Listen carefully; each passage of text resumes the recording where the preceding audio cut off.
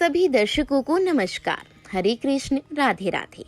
पुरुषोत्तम महात्म्यम यानी मलमास का आज तीसरा दिन है। तो चलिए मलमास की कथा का तीसरा अध्याय शुरू करते हैं। कल के अध्याय में आपने सुना कि सूत जी बताते हैं कि किस प्रकार नारद जी नारायण भगवान के पास जाकर पुरुषोत्तम मास के जन्म के बारे में पूछते हैं।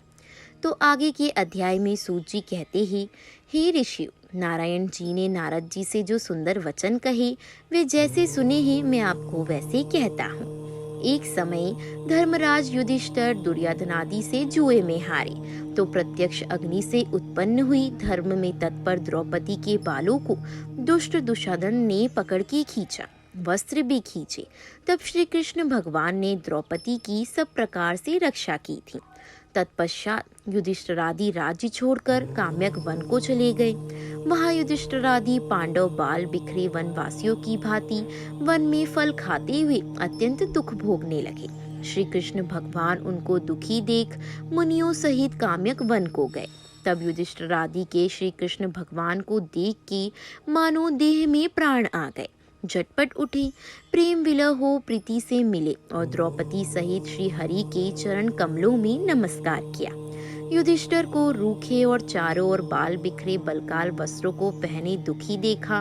द्रौपदी को भी दुखी देख श्री कृष्ण भगवान अत्यंत दुखी हुए। भक्त वत्सल भगवान ने दुर्योधनादि को भस्म करने के लिए कोप किया तो उनकी भ्रकुटिया के भंग से करोड़ों कराल काल के मुख की मानो प्रलय काल की अग्नि उठी और वे दांत पीसते हुए मानो त्रिलोकी को जला रही हो। तब अर्जुन श्री कृष्ण भगवान को देख भय से कांप उठा। युधिष्ठिर, द्रौपदी और सभी उनको प्रसन्न करने के लिए स्तुति करने लगी। अर्जुन बोले, हे कृष्ण, हे जगन्नाथ, मैं जगत से बाहर नहीं हूँ, फिर जगत रक्षक होकर आप मेरी रक्षा क्यों नहीं करते? अतः हे तात, हे जगतपाती, संहार करने वाले क्रोध को त्यागिए। आपके क्रोध से संसार में प्रलय हो जाएगी। आप ही ईश्वर हो, चराचर जगत के उत्पन्नकर्ता, सब मंगलों के मंगल रूप। आप अपने रचे हुए विश्व को एक के अपराध के कारण क्यों नाश करते हो? भला कोई मच्छरों को जलाने के लिए घर को जलाता है? कृष्ण से ऐसा कह हाथ जोड़ नमस्कार किया।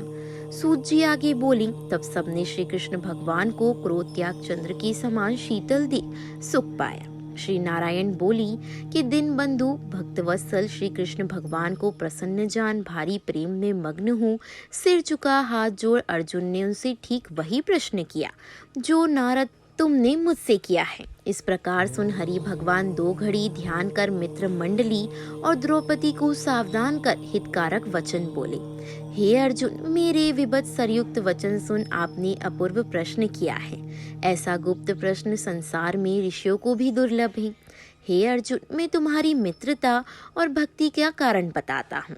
हे पांडवों, चैत्रादिक माघ पक्ष, नाड़ी का याम त्रियाम, ऋतु मुहूर्त दोनों अयान वर्ष, युग पदार्थ अनंत से परे, नदी समुद्र तालाब कुएं बावड़ी पल्लव झरने लता औषधि वृक्ष और बांस वनस्पति पूर गांव पर्वत नगर सब अपने अपने गुणों से पूजे जाते हैं। हे अर्जुन, स्वामी संयोग और महात्म्य से सब फल देने वाले हैं। किसी समय अधिक मास आया, उसका सब लोग असहाय निंदित अपूज्य मलमास रवि संक्रांति से वर्जित ऐसा कहते थे। मल रूप होने से अछूत और शुभ कर्मों के लिए निंदित ऐसे वचन सुन कांतिहीन निरुद्योगी दुखी थकित शरीर चिंता से घिरा मन में दुख दिखित धैर्य धार मलमास मेरी शरण में बैकुंठ में जहाँ मैं रहता हूँ वहीं आ पहुँचा। अंतर्ग्रह वो मुझको विनती भाव से दिखाई दिया। हाथ जोड़ नेत्रों में आंसू को भरे धैर्य धारण गदगद वाणी से मेरे सामने प्रार्थना की। तीसरे अध्याय में बस यहीं तक। आगे की कथा आपको अगले अध्याय में बताएंगी।